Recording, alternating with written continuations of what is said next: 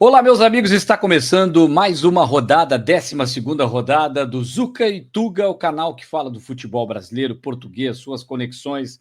Eu, Caco da Mota, comentarista da ESPN, estou aqui falando direto de Florianópolis, de Ribeirão Preto, João Almeida Moreira, que é correspondente do jornal A Bola no Brasil e é o português do programa. E a gente começa, João, primeiro saudando você aqui mais uma vez com o pessoal de casa. A gente pede para se inscrever no canal. Estamos crescendo cada vez mais pela seleção brasileira. E eu pergunto para você, conseguiu ver o jogo? Do que viu, gostou? Expectativa daquele trio sem Neymar, que é o Rafinha, Vinícius Júnior e o Rodrigo, que não foi tudo aquilo que muita gente esperava, mas o Brasil venceu e não convenceu, na minha opinião, João.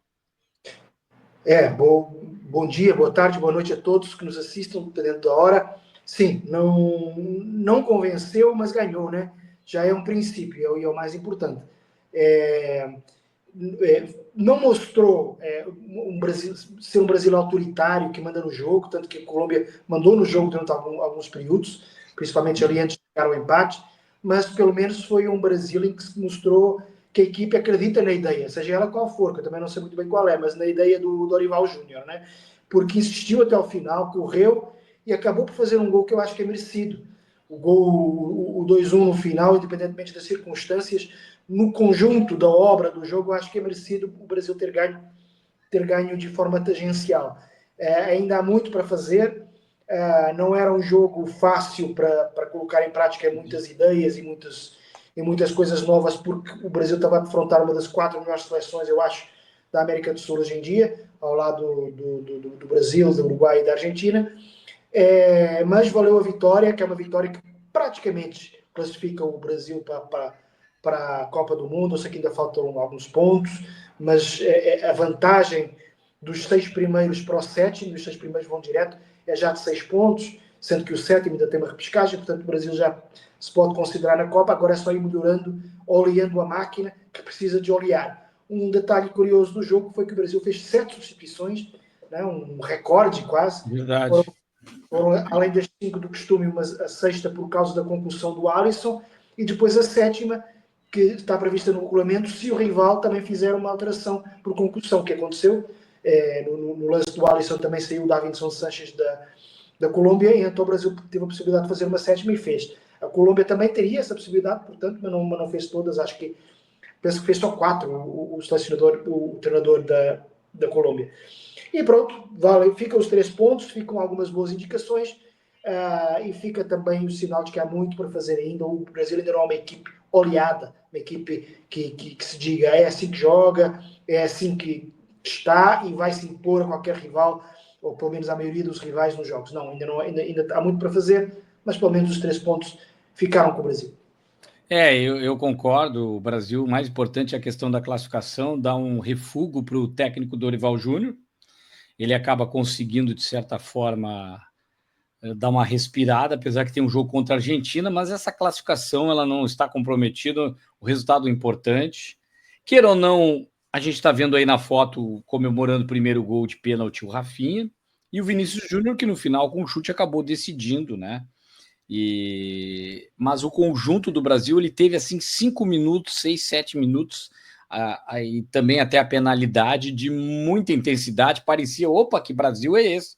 Era um Brasil a lá Inglaterra, assim, tinha jogadores também da Inglaterra em campo, claro, muito mais a gente está vendo aí de La Liga da Espanha, Barcelona e Real Madrid, é uma base muito sólida da seleção brasileira, mas eu não vi aquilo ter continuidade, principalmente com a saída do Gerson. Parece que o time sentiu demais a saída do Gerson, entrou o Joelito até encaixar, e teve até uma questão emocional. O Gerson demorou para sair de campo, tentou resistir, e é um jogador muito importante, meio campo perdeu força, mas eu gostei demais do Bruno Guimarães, embalado aí com título na Inglaterra pelo Newcastle, o próprio Joelton depois foi crescendo no jogo.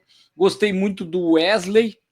Agora tem contra a Argentina uma série de desfalques aí em posições que pode faltar jogadores. Sem o zagueiro Gabriel, o Murilo deve ser zagueiro, aquele do Forest, Tem aí também a questão do próprio Bruno Guimarães estar fora. Será que vai improvisar o Léo Ortiz? Mas aí ele já não tem um zagueiro.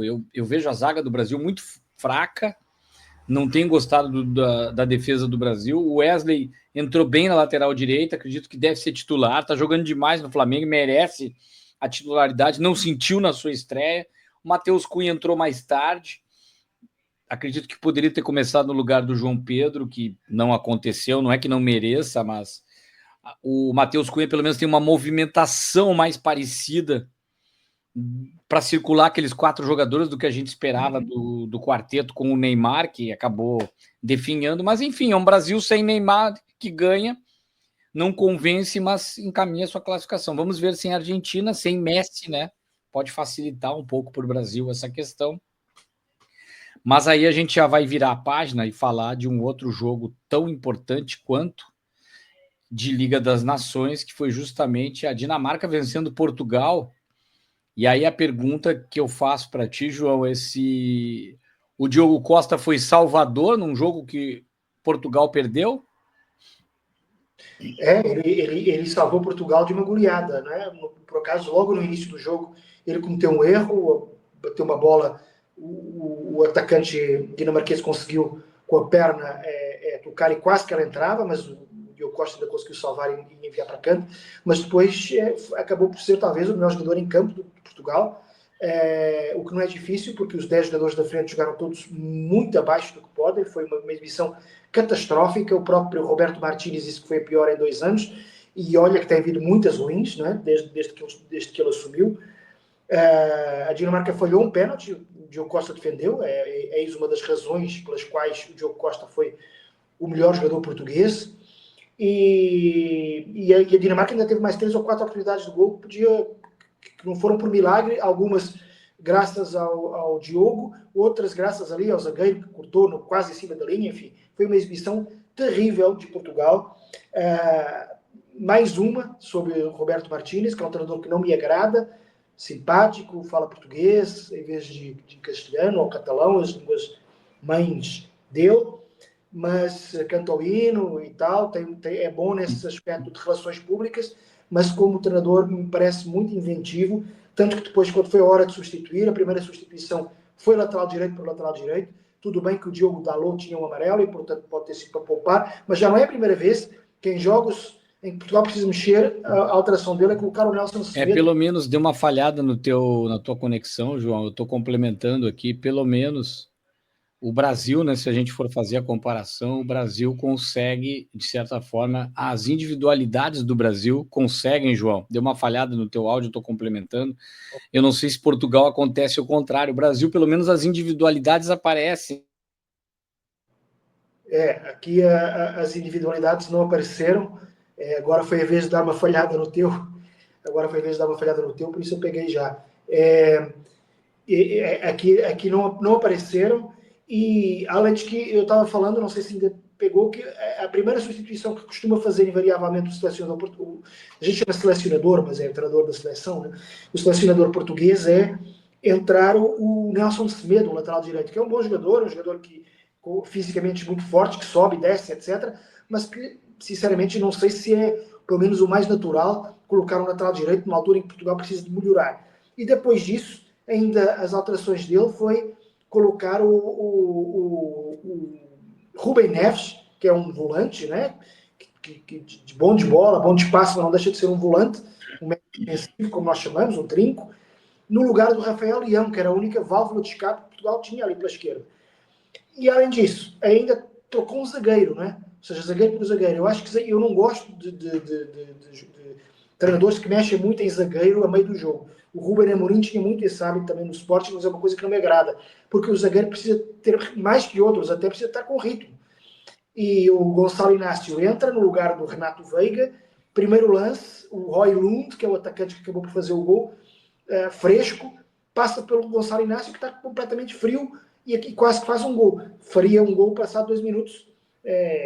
Aí já não sei a responsabilidade do Gonçalo Inácio, mas essa mudança de zagueiros a meio do jogo, numa altura em que a equipe está jogando mal, eu acho que treinador, eu mudaria atacantes pelo lado, mudaria médios, jogadores de meio campo, mas não zagueiros. Ou seja, acho que todas as substituições foram ruins. Depois ele tentou compensar, tirando o João Neves, que é um jogador mais defensivo, e colocar o Bernardo Silva, que é mais ofensivo, mas faltavam 4 minutos, Portugal já em desvantagem. Ou seja, foi uma exibição, na minha opinião, terrível, do princípio ao fim, e com muita responsabilidade do selecionador. Eu escrevi no Facebook, não escrevi nada sobre o jogo, mas escrevi que vai algo podre no reino de Roberto Martínez, numa associação, obviamente, tosca ao Hamlet, onde se diz que há algo podre no reino da Dinamarca. Neste caso, eu acho que houve algo podre no reino do Martínez. E agora, domingo, segundo jogo, eu não quero ser muito radical, mas se Portugal for eliminado,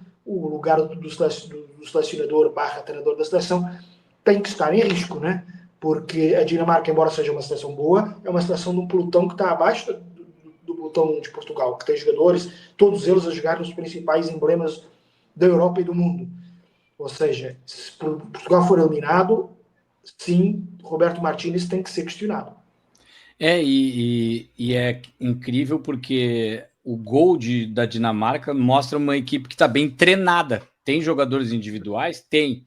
Mas é uma troca de passe espetacular. Passa pelo Hillman, que capitão do Sporting, o Eriksen, que é sempre um grande jogador até hoje, e aí tem um cruzamento do Andreas Olsen, e o Højlund faz o gol. Oi? Tinha entrado o Andreas Olsen e o Højlund, tinham os dois entrado ali faz pouco tempo. Muita facilidade também, né? E houve mais, para quem assistiu os 90 minutos, para quem teve fez esse sacrifício, como eu, para quem viu os 90 minutos, houve mais uns 4 ou 5 lances do mesmo género. Por acaso aquele deu gol, outros não deram, porque por milagre do Diogo Costa, por milagre de um zagueiro em cima da linha, ou seja, um resultado justo, sem... É evidente que quando você é torcedor, e obviamente eu sou torcedor da seleção portuguesa, às vezes você fica mais agressivo até a analisar a seleção do seu país. Mas, sinceramente, se o resultado fosse 3-0, 3-1, porque Portugal também teve uma oportunidade ou outra, mas 3-1 seria o resultado justo, uma vitória por 2. E aí seria ainda mais difícil de recuperar. Agora, em Portugal, no estádio de Alvalade no domingo, um gol de Portugal no início, coloca tudo igual, e depois com o público e com mais individualidades, Portugal pode passar, ainda é favorito para passar. Mas Portugal fez os possíveis para deixar de ser favorito nesta eliminatória.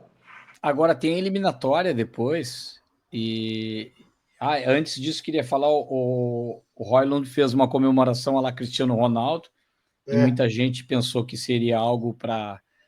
Sempre o pessoal pensa que é alguma coisa para zoeira, tirar onda do Cristiano. Não, ele é fã do Cristiano Ronaldo, ele declarou isso, e ele se inspira no Cristiano Ronaldo, então ele fez uma homenagem para o Cristiano. Seria legal, até eu não vi, pegar a camiseta no final do jogo, né? Ou a camisola, como se diz. Mas tem um outro aspecto que é importante ver nessa decisão de vaga.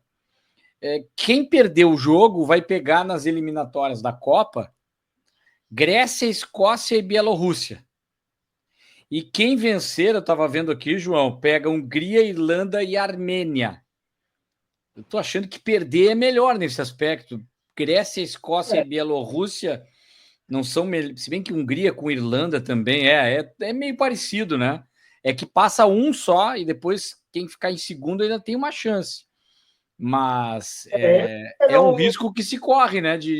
Já imaginou ficar fora dessa Supercopa aí, com essas eliminatórias, mas as chances são muito grandes de passar, né? Tem muitas possibilidades até para chegar lá, né?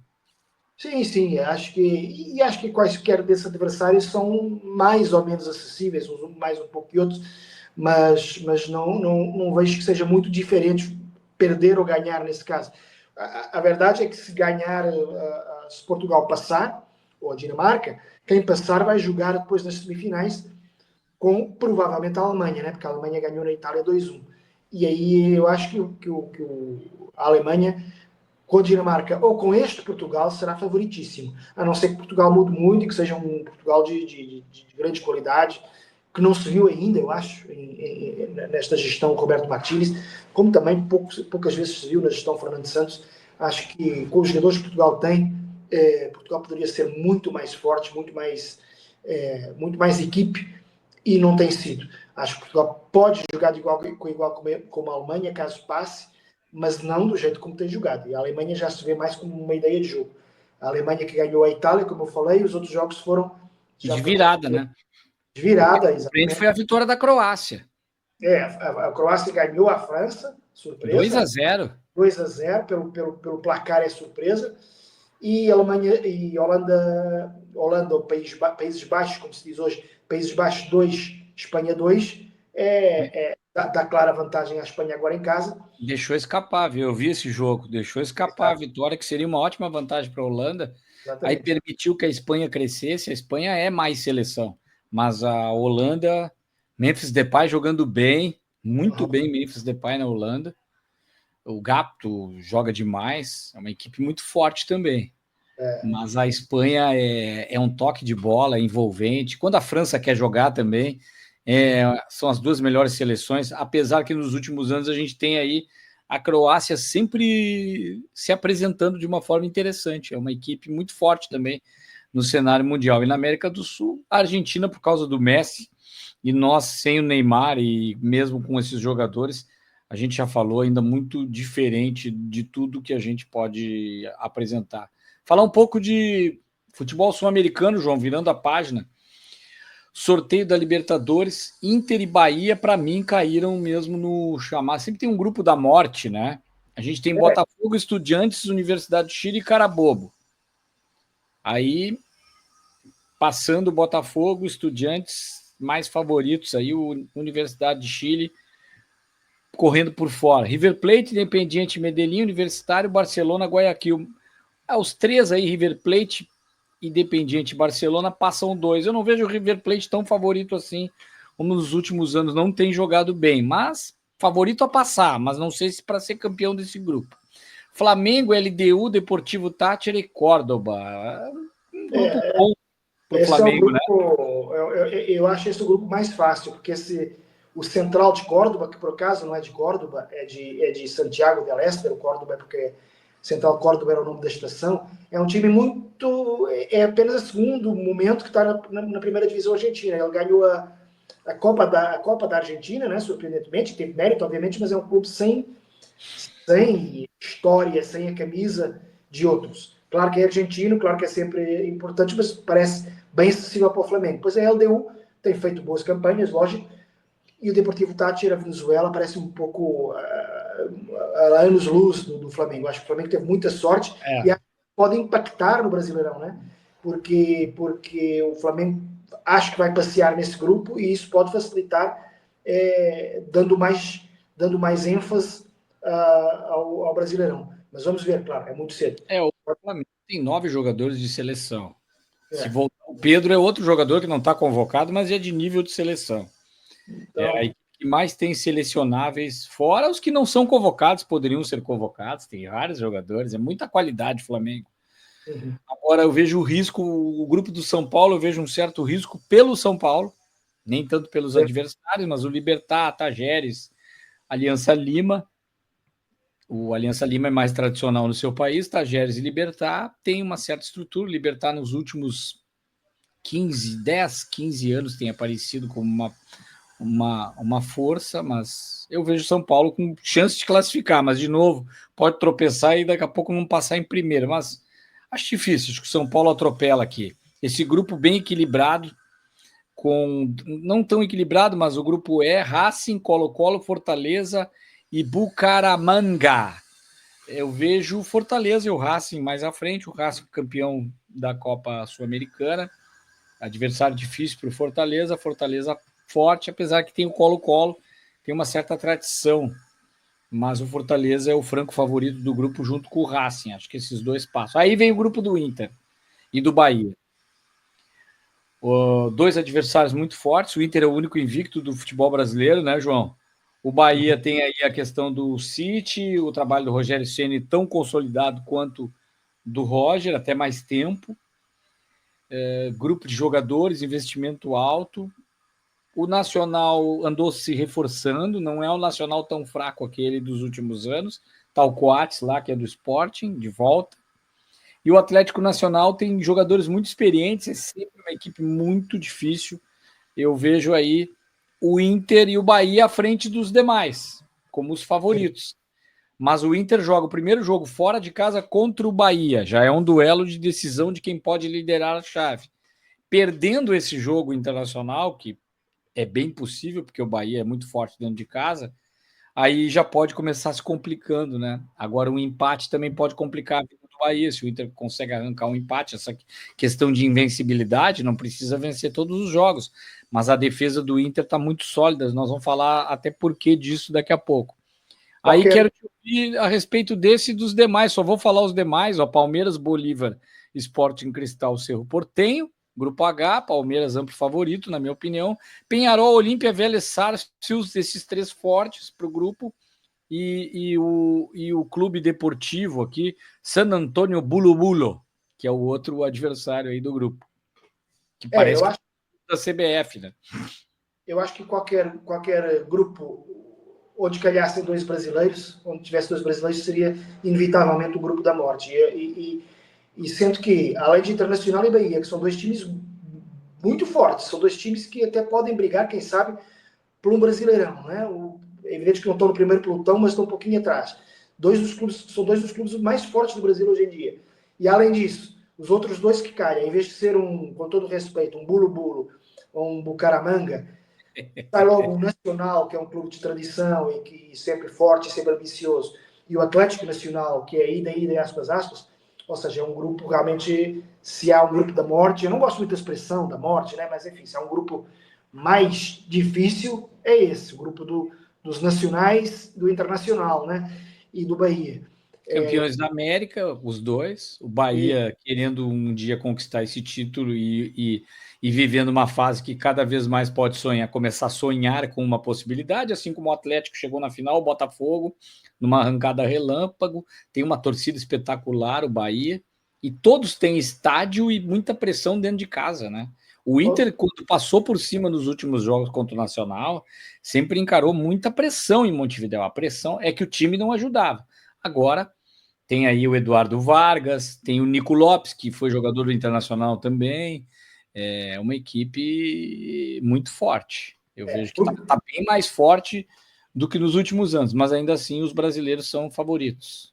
Grupo F, claramente o grupo mais difícil, e o grupo C, que é o do Flamengo, claramente o mais fácil. Foi quem saiu presente maior foi o Flamengo, mas é evidente que isso é tudo na teoria. Depois vamos ver como é que vai ser aí na prática, no campo, né? João, Sport é o clube mais português do Brasil, por quê, hein? Eu aproveito para falar que tive no Recife, eu acho que a gente até já falou, gravei um programa no Recife, inclusive há 2 semanas, eu acho, e agora saíram essas matérias que eu fiz lá no Jornal A Bola, nas últimas 2 edições, não a de hoje, mas nas edições de quarta e quinta, mas estão acessíveis no site de abola.pt para todo mundo. Fiz uma entrevista em vídeo com o Pepa, que é o treinador do Sport, e através do Pepa chegaram 4 treinadores auxiliares, lógico, que é comum também nos outros clubes do Brasil que têm treinadores portugueses, tem uma equipa técnica com vários portugueses, mas além disso, o Pepa conseguiu convencer 3 jogadores portugueses a vir para o Sport. Logo, com o treinador, com 4 auxiliares e com 3 jogadores, 8 portugueses no time, o Sport é o clube mais português do Brasil, quem sabe um time que todos os portugueses vão torcer lá em Portugal, porque é raro, não é? É comum já, hoje em dia já é comum ter treinadores portugueses, né? Vai haver 5 na próxima edição do Brasileirão, já chegou a haver 6 em simultâneo na edição de 2023, eu acho. Mas, além disso, o Sport tem jogadores portugueses, e isso é que é mais raro. Também tem alguns, aqui e ali, espalhados, acho que são 6 esse ano no Brasileirão, a gente já falou sobre isso, mas o Sport tem logo 3. E 2 deles já passaram para a seleção. O Gonçalo Paciência, que é um atacante forte, de qualidade, faz bom pivô, filho de um grande jogador português do Futebol Clube do Porto chamado Domingos Paciência. Tem o Sérgio Oliveira, que jogou no Porto muitos anos, agora estava no Olympiacos da Grécia, e que é um jogador também já de seleção, de qualidade. E tem o João Silva, que é um jogador menos conhecido, porque estava a jogar na Bélgica, mas o jogo que eu assisti ao vivo lá no Recife, na Ilha do Retiro, gostei muito dele. Sport CRB para a Copa do Nordeste, ele jogou muito bem, titular, jogador que sabe sair com a bola, e depois fez um gol a seguir no clássico com o Santa Cruz. Ou seja, o Sport é o clube mais português do Brasil, deve ser hoje em dia o clube com mais torcida em Portugal, de todos os clubes brasileiros, circunstancialmente, e é um clube em crescimento, né? É um clube que vai fazer, inclusive, reformas na Ilha do Retiro, reformas no centro de treinos. É um clube que está de volta aí, que tensiona, vai tentar ser SAF, né? É um clube que está voltando aí tentando voltar a ser um grande do Brasil. E saiu em paralelo uma pesquisa aí das maiores torcidas, que coloca Flamengo e Corinthians lá em cima, como de costume, e o Sport em 11º, ou seja, à frente do Bahia por um pouquinho, né? E até à frente de dois dos grandes do Rio de Janeiro, Fluminense e Botafogo. Ou seja, o Sport está ali com tudo. Tem torcida, tem estrutura e tem agora muita ligação a Portugal. Vamos ver se essa ligação a Portugal vai resultar em triunfos. Esperamos que sim, como português que mora aqui no Brasil, espero que sim. A Copa do Nordeste tem sido muito interessante para os clubes do Nordeste. Ela dá uma competitividade início de temporada muito bom. O calendário fica apertado, porque eles têm também os estaduais. Mas eu vi Sport e Vitória. O Vitória não é mais o Vitória aquele tão frágil assim, por mais que o Bahia está em vantagem, por exemplo, no Campeonato Baiano, mas o Vitória tem sido uma grande equipe também, venceu o Sport. Eu vi esse jogo, um pedaço dessa partida, e duas equipes numa partida interessante, de qualidade, de nível alto do futebol brasileiro, não mais aquele nível de B para C, né? Eles já estão num nível de B para A, e de A que pode, claro, brigar para não cair. Num primeiro momento, o objetivo é meio que esse, num primeiro momento, dessas equipes que estão chegando de novo. Mas eu vejo assim que se um grande, aqueles chamados grandes do eixo, Rio, São Paulo, Minas, Rio Grande do Sul, que a gente sempre fala, tem que tomar cuidado, porque eles estão chegando com muita qualidade. O Pepa falou na entrevista que me deu para o Jornal da Bola que não gosta muito que se fale que o objetivo é não cair, né? Ou seja, é evidente que esse é o primeiro objetivo, mas que ele quer mais, quer Sul-Americana, quer algo mais, quer pensar alto, com os pés no chão, lógico, né? Porque o Sport teve 3 temporadas na Série B, é bastante, né? Até para o que o Sport estava acostumado, que era um clube sempre de Série A.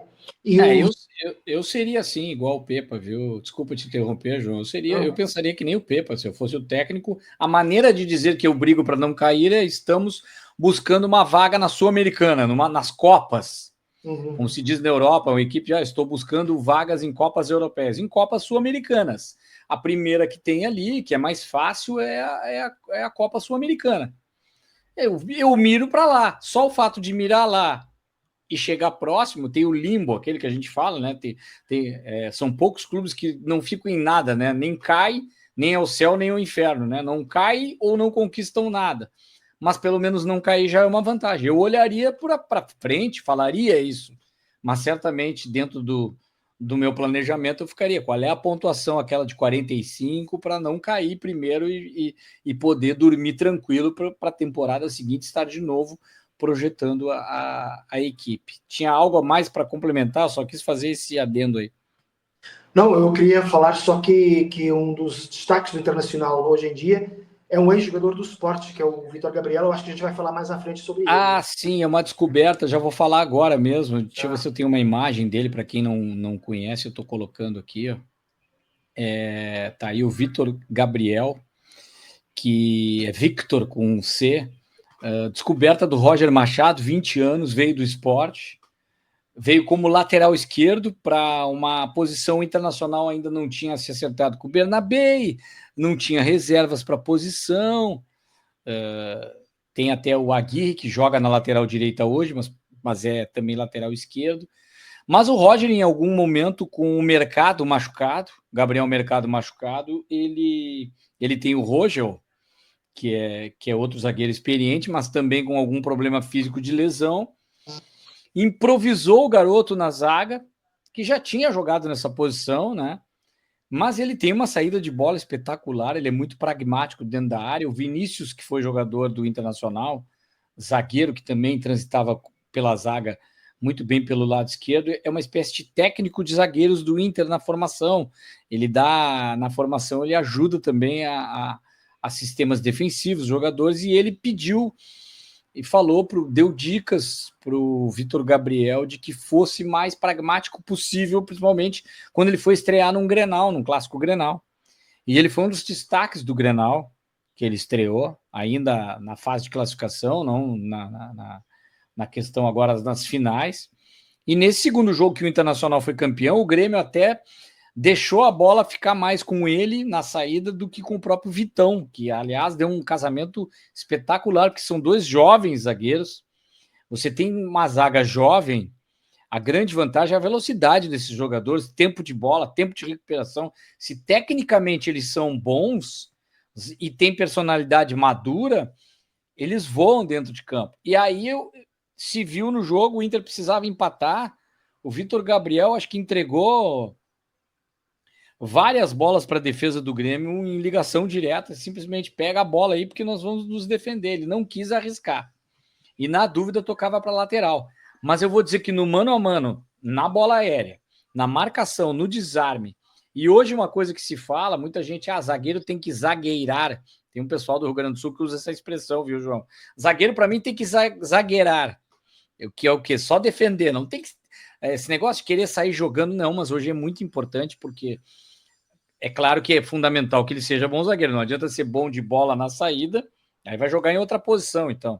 E não saber marcar, é a função mais importante no mano a mano com o atacante.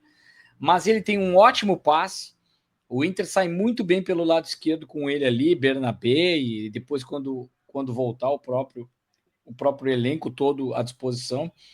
Passa muito a invencibilidade do Inter pela defesa que tem esse garoto aí e o próprio Vitão, sabe? Ele faz a bola ficar como se rolasse num carpete, sabe, João? A bola rola assim, a gente tá vendo aí a foto, até vou tirar aqui, ó, para aparecer ali, ó, a maneira que ele bate na bola, a bola parece aquele carpete de sinuca, assim, sabe? Ele tem esse toque de bola, ela vai na direção do atacante, encontra, é muita qualidade para o jogador. Futuramente estará na seleção brasileira, posso afirmar isso, a não ser que a personalidade não deixa, não é o que parece, mas é jogador de carpete. Carpete, como se diz no Brasil e também em Portugal. Mas em Portugal há também uma outra expressão que aqui no Brasil é muito raro ouvir-se, pelo menos eu falei nessa expressão em casa e as minhas filhas que já nasceram aqui no Brasil não faziam ideia o que era, que é alcatifa. Ou seja, além de carpete, a gente também fala alcatifa. Talvez alguém que nos ouça aqui no Brasil já tenha ouvido falar a expressão alcatifado, aquele apartamento é tudo alcatifado, mas dependendo aí da região também do Brasil. E eu fui procurar as origens etimológicas de uma e de outra, de carpete e de alcativa. Carpete vem do francês, carpete, com 2 T's e um E no final. É evidente que a gente tira esse T final e aportuguesou para carpete. E o alcatifa vem do árabe, que al-catifa, al-tracinho, catifa, começando com Q, que significava precisamente tapetes em árabe. E como Portugal tem muita influência do árabe, uma vez que a região onde está Portugal hoje teve durante vários séculos sob domínio mouro, ou seja, árabe, islamita, ficámos com muitas palavras de lá, imensas. E uma delas é essa alcatifa. Eu acho que ela não veio nas caravelas do Pedro Álvares Cabral, ficou por lá, e só veio carpete do francês mais tarde, e a alcatifa ficou por lá. Mas a gente fala carpete, alcatifa, tapete, enfim. Em Portugal fala desses. Tem os tapetes persas. Esses sim, nos navios devem ter vindo muitos. É bem provável. Agora, no Brasil, aqui, dependendo da região também, no sul tem uma curiosidade. O gaúcho, né? Eu sou gaúcho. O carpete tem muito gaúcho que fala assim, tapete mesmo. Vou botar um tapete lá em casa, tia. E aí não é um recorte, um tapete. Acarpetar, né, ou alcatifar todo um apartamento, por exemplo, que é algo hoje para mim, até porque eu tenho um pouco de alergia a esse tipo de piso, em desuso hoje, né? Assim, a carpete é legal em hotéis, alguns ambientes, assim, para dentro de casa hoje é muito melhor ter um tapete do que e pisos frios ou esses de laminado, tem tanta tecnologia de plástico que é muito melhor. Mas não vou entrar no ramo da arquitetura, mas para falar da curiosidade, a pronúncia do carpete em Florianópolis, que tem uma forte influência portuguesa, açoriana também, Porto Alegre tem, mas não pegou esse sotaque. É o litoral do sul do Brasil que tem isso nessa região, um pouco de Osório ali, a gente nota um pouco mais, mas Santa Catarina bem mais, Itajaí, Florianópolis, tem esse sotaque bem português de Portugal, mas é interessante que eu lembrei que quando jogou no carpete, nas quadras de carpete, de tênis, o Guga não falava carpete, ele falava carpê. Ele não falava carpete. O catarinense ele usa mais, vou botar um carpê, e aí tem aquele R do catarinense que é diferente do carioca, né? É carpê. Ele falava assim: tem que ver que eu jogo no piso do carpê, né? Ele fala assim e dizia que é muito rápido, tem que se adaptar a essa quadra, enfim. Aí era ele e o Larry lá, um falando do carpete e ele carpê, dependendo do sotaque, o gaúcho lá, o Larry, passos, o técnico, e o Guga se entendia. Mas é isso, João, mais uma jornada, 12ª, segunda temporada, e a gente pede para o pessoal se inscrever, teremos cortes no canal, novidades, em breve novas entrevistas, e a gente se despede aí para quem já viu na sexta-feira que foi gravado, um ótimo final de semana, ou quem já viu, uma ótima semana, e temos aí muitos assuntos para a próxima edição, né, João? Um abraço. Vai ter Brasil e Argentina, vai ter o tal decisivo Portugal-Dinamarca, e já lançando aí o Brasileirão, que está quase começando, né? Um grande abraço a todos. Quase não falamos do Neymar e tão pouco do Cristiano Ronaldo. Um abraço.